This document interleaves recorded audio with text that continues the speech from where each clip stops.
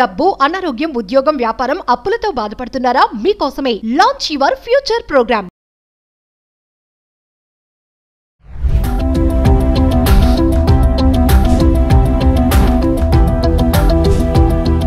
నమస్తే, welcome back to Suman TV. Present మనతో పాటు ఉన్నారు అనలిస్ట్ మందర కృష్ణారెడ్డి గారు. నమస్తే సార్. నమస్తే అమ్మా. సార్, ఈఎంఐ ఆల్రెడీ మీకు తెలిసే ఉంటుంది. ఇప్పుడు ఈ మధ్య కాలంలో చాలా మంది ఏంటంటే లగ్జరీ లైఫ్కి బాగా అలవాటు పడిపోయారు. డబ్బులు ఉన్నా లేకపోయినా ఈఎంఐ పెట్టేసి అది అవసరమైన అనవసరమైన ఆ వస్తువు మనం తెచ్చి ఇంట్లో పెట్టుకోవాలి. పక్క వాళ్ళ కోసమో వాళ్ళ కోసమో చుట్టాల కోసమో మనం గొప్పలు చెప్పుకోవాలి. దానివల్ల అప్పుల పాలైపోయి అంటే ఈ ఫ్యామిలీస్ అన్నీ కూడా ఈ ఈఎంఐ బారిన పడి చాలానే కూరుకుపోతున్నాయని చెప్పుకోవాలి. ఒక్కసారి మీ అనాలిసిస్లోకి వెళ్తే ఎందుకు ఈఎంఐ బదులు అంటే బై నౌ పే లెటర్ అనేది మీకు తెలిసిన విషయమే కదా. ఇప్పుడు కొనండి, మెల్లమెల్లగా డబ్బులు కట్టండి అని. ఎప్పటికైనా కట్టాల్సిందే, మెల్లమెల్లగా. అవి కట్టలేక తర్వాత ఇబ్బంది పడి చాలా మళ్ళీ అప్పులు చేసే పరిస్థితులు కూడా చాలానే కనిపిస్తున్నాయి. ఒకసారి ఈఎంఐ గురించి మిమ్మల్ని అడిగితే. ప్రపంచంలో సిద్ధాంతాలు మారిపోయాయి. ఒకప్పుడు ఒక మనిషికి విలువ దేంతో ఉండేదంటే వాళ్ళు ఉండే మంచితనం, మానవత్వం, పెద్ద మనిషి తత్వం, నిజాయితీ, ఇవన్నీ కొలమానంగా ఉండేవి, కొలబద్దలుగా ఉండేవి. ఇంటికి ఎవరు పెద్ద మనిషి అంటప్పుడు ఖచ్చితంగా ఇంట్లో అందరికన్నా ఎక్కువ వయసు ఉన్నటువంటి తాతగారు, ముత్తాతగారు ఎవరుంటే వాళ్ళని చూపించేవాడు. ఇవాళ ఇంటికి పెద్ద మనిషి ఎవడంటే ఎవడు ఎక్కువ సంపాదిస్తున్నాడో వాడే ఇంటికి పెద్ద మనిషి. వయసుతో నిమిత్తం లేదు. ఎర్నింగ్ ఎవడు చేస్తాడో, డామినేషన్ ఎవరు చేయగలుగుతాడో కుటుంబాన్ని, వాడే ఇంటికి పెద్ద. అసలు మొత్తం ఉమ్మడి కుటుంబాలే నాశనం అయిపోయిన పరిస్థితి మనం చూస్తున్నాం. సింగిల్ ఫ్యామిలీ ఉంటుంది, దాంట్లో ఎవరు ఎక్కువ తింటే భర్త ఎక్కువ సంపాదిస్తే భర్త డామినేట్ చేస్తున్నాడు, భార్య ఎక్కువ సంపాదిస్తే భార్య డామినేట్ చేస్తున్నాడు. ఇది కుటుంబ పరిస్థితి ఇవాళ సిచ్యువేషన్. ఇవాళ నీతిగా, నిజాయితీగా, న్యాయంగా మనిషి బ్రతికేటువంటి, నియమితంగా బతికేవాడు, నియమానుసారంగా బతికేటువంటి మనుషులకి విలువ లేని పరిస్థితి. అన్యాయంగా అయినా, అక్రమంగా అయినా, తప్పుడు పనుల ద్వారానైనా ఎక్కువ డబ్బు సంపాదించి, ఆస్తులు ఎక్కువ సంపాదించి, పెద్ద పెద్ద కార్లల్లో విలాసవంతమైన జీవితాన్ని గడిపేటువంటి వాళ్ళకి, పెద్ద మెడల్లో ఉంటూ వచ్చేటువంటి వాళ్ళకి విలువ పెరిగిపోయింది. అది ఉన్నప్పుడే విలువ, అది పోతే మళ్ళీ వాళ్ళ విలువ తిరిగిపోతుంది ఆటోమేటిక్గా. వాళ్ళకు కూడా తెలిసిన సంగతి. ఇలాంటి ఒక కృత్రిమైన ప్రపంచాన్ని ఏర్పరచుకొని బతుకుతున్నటువంటి మనుషుల మధ్యలో ఈఎంఐ అనేది ఒక పెద్ద వరంగా మారిపోయింది వాళ్ళకి. ఇప్పుడు నిజంగా చెప్పాలంటే ఈఎంఐ ప్రపంచం, దీనికి ఒక పేరు పెట్టినా తప్పేం లేదు. అంటే ఈక్వేటెడ్ మంత్లీ ఇన్స్టాల్మెంట్ అంటున్నావు దాన్ని. అంటే మొత్తం డబ్బుని, కట్టాల్సిన డబ్బుని మంత్లీ ఇన్స్టాల్ కింద మారుస్తారు. అంటే వడ్డీని అసలు రెండు కలిపి నువ్వు ఎన్నేళ్లలో కలుపుతావో, మొత్తం ఎన్నేళ్లలో కడతావో చూసి దాన్ని లెక్కలేసి దాన్ని సమాన భాగాలుగా అన్నేళ్లకు దాన్ని వివరిస్తారు, మంత్లీ ఇన్స్టాల్మెంట్ కింద మారుస్తారు.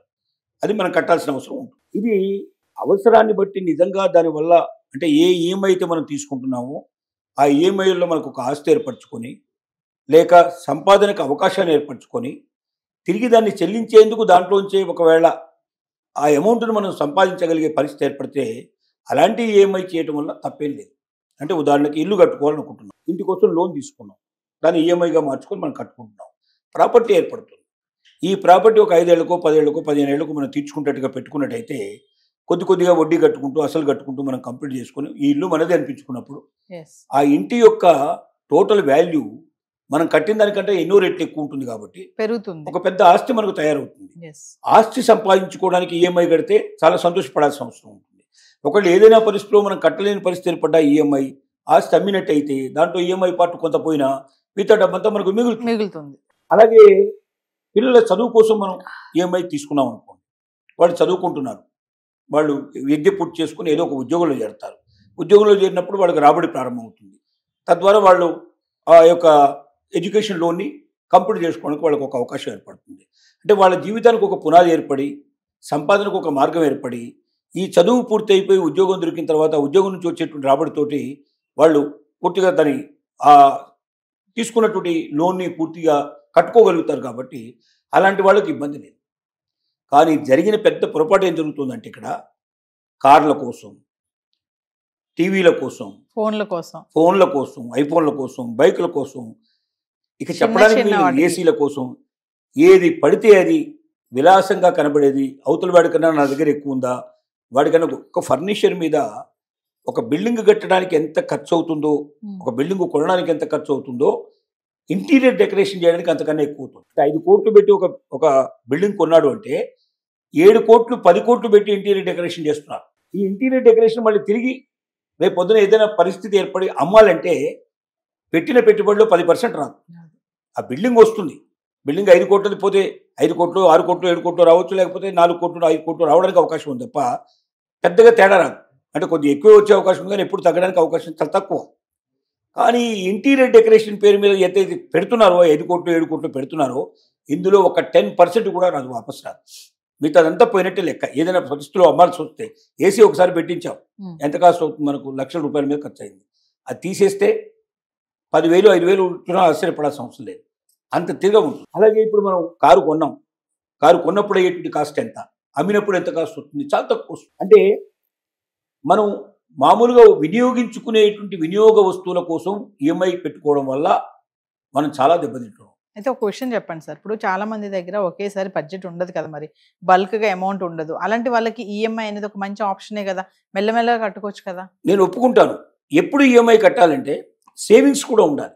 గతంలో భవిష్యత్తు ఏం చేసేవాళ్ళు అంటే తనకు నెలకు ఒక 10,000 రూపాయలు జాబ్లో వస్తే 2,000 రూపాయలు దాచుకునేవాళ్ళు, 2,000 రూపాయలు ఖర్చు పెట్టి మిగతా అన్ని చూసుకునేవాళ్ళు. అంటే కనీసం మినిమం 10% 20% ఖచ్చితంగా దాచేవాళ్ళు, అంటే సేవింగ్ చేసేవాళ్ళు. ఒకవైపున సేవింగ్ చేసుకుంటూ ఆ వచ్చిన డబ్బుతో మనం ఏమైనా కొనుక్కుంటే అది మనదవుతుంది. కానీ నువ్వు సేవింగే లేకుండా మొదటి రోజు నేను ఉద్యోగంలో ఎదిగిన మొదటి రోజు నుంచే నాకు ఈ విలాసవంతమైన కారు కావాలి, విలాసవంతమైన ఇది కావాలని ఆలోచిస్తున్నావు. ఏమైనా ఎందుకు 2 వీలర్ మీద వెళ్ళే వాళ్ళు లేరా, సైకిల్ మీద వెళ్ళే వాళ్ళు లేరా? వాళ్ళు బ్రతుకులు కావా వాళ్ళవి? వాళ్ళు జీవించడం లేదా? వాళ్ళని మొత్తం కొట్టిపారేద్దామా? వాళ్ళు సంతోషంగా బతకలేదని చెప్దామా? కారులో ఉన్నవాడు సంతోషంగా ఉన్నాడని గ్యారెంటీ ఏమైనా ఉందా? కార్ల వల్ల సంతోషం రాదు, వెహికల్స్ వల్ల రాదు. ఏమైనా మనం ఒక ప్రాంతం నుంచి ఇంకో ప్రాంతానికి పోవడానికి ఉపయోగించే పడే వస్తువులే తప్ప ఈ వెహికల్స్ మీద వల్ల మనకేం పెరగదు. దానివల్ల మనకు ఏ బిజినెస్లు పెరగవు. అంటే దాన్ని చూసి ఎవడన్నా లోన్ ఇస్తాడేమో, మళ్ళీ అప్పుల కోసం పోవాల్సిందే తప్ప నీ ఆదాయం పెరిగే అవకాశాలకైతే చాలా తక్కువ ఉంటాయి. దాన్ని ప్రతిపదిగా ఎవడు తీసుకోడు.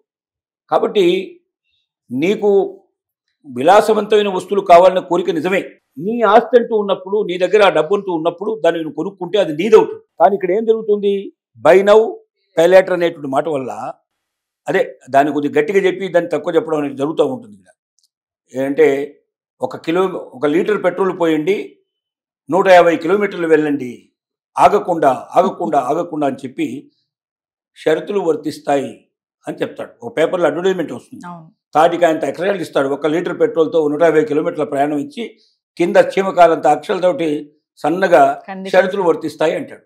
ఎవడో ఇట్లాగే కొనుక్కున్నాడు, డబ్బు పెట్టి 20,000 15,000 పెట్టి ఆ బైక్ కొనుక్కున్నాడు. 1 లీటర్ పెట్రోల్ పోసుకుని పోతే అది 20 కిలోమీటర్లోనే ఆగిపోయింది. ఏమిట్రా ఇలా జరిగిందంటే మరి వాడి దగ్గర అడిగితే మీరు చూడలేదా సార్ అన్నాడు. ఏంటంటే చూశారు, షరతులు వర్తిస్తాయి, కండిషన్స్ అప్లై అన్నాడు. ఏం కండిషన్స్? ఎక్కడ జరిగింది అంటే ఎక్కడో ఇంగ్లాండ్ లోపల అద్దాల లాంటి రోడ్ల మీద ఎక్కడ మధ్యలో ఆకడానికి వీలు లేకుండా, ఎక్కడ స్పీడ్ బ్రేకర్స్ లేకుండా, పరిమితి అన్ని వెహికల్స్ ఒకే రకమైన వేగంతో నడిచే దగ్గర ఆపకుండా, బ్రేకులు వేయకుండా, గేర్లు వేయకుండా వెళితే అక్కడ సాధ్యమైంది. ఇక్కడ అడుగడుగున స్పీడ్ బ్రేకర్లు, అసలు మనం ఏ స్పీడ్లో పోతామో తెలియదు. మన హైదరాబాద్ పరిస్థితి ఎట్లా ఉంటుందో, మనకి సిటీల పరిస్థితి ఎట్లుందో మనకు తెలుసు. ఇలాంటి చోట నీకు 20 కిలోమీటర్లు వస్తే అదే చాలా ఎక్కువయ్యా అన్నాడు వాడు. సో ఇలాంటివన్నీ ఉంటాయి పరిస్థితులు. కాబట్టి ఈఎంఐ పరిస్థితులు కూడా ఇవాళ ఇలాంటివే. ఈఎంఐ తీసుకున్న వాళ్ళు చాలా ఆలోచించాల్సింది ఏమిటంటే ఇవాళ మనకు దొరకడం ఈజీ. ఎందుకంటే దీనికి గ్యారంటీ లేని, సెక్యూరిటీ లేనటువంటి లోన్స్ అంటారు, అన్సెక్యూర్డ్ లోన్స్ అంటారు. అంటే నీ ఉద్యోగం, నీ క్రెడిట్ కార్డు, నీ డెబిట్ కార్డు ఇట్లాంటివి చూసి వాళ్ళు ఇస్తారు. అంతేగాని నువ్వు దీనికోసం ఏదైనా సెక్యూరిటీ పెట్టాల్సిన అవసరం లేదంటే మళ్ళీ దీనికోసం నువ్వు ఒక భూమి, నీ ల్యాండ్ లేదా ఏదో దీనికి సెక్యూరిటీ కింద పెట్టి తీసుకోవాల్సిన అవసరం లేదు. ఇలా లేకుండా వచ్చే లోన్లు ఇవి. అయిపోనుంది పోనే దానికి సంబంధించిన సెక్యూరిటీ కింద లెక్క. అలాగే ఇంట్లో ఫర్నిచర్కి ఇస్తాడు లోను, టీవీలకు ఇస్తారు, వెహికల్స్కి ఇస్తారు, వీటన్నిటికి ఇస్తారు. ఈ ఇచ్చే లోన్స్ ఏంటంటే నీ ఉద్యోగం చూసి ఇస్తున్నారు. రేపు పొద్దున్న నీ ఉద్యోగం గబుక్కున్న పోతే, ఇప్పుడు జరిగింది అదే.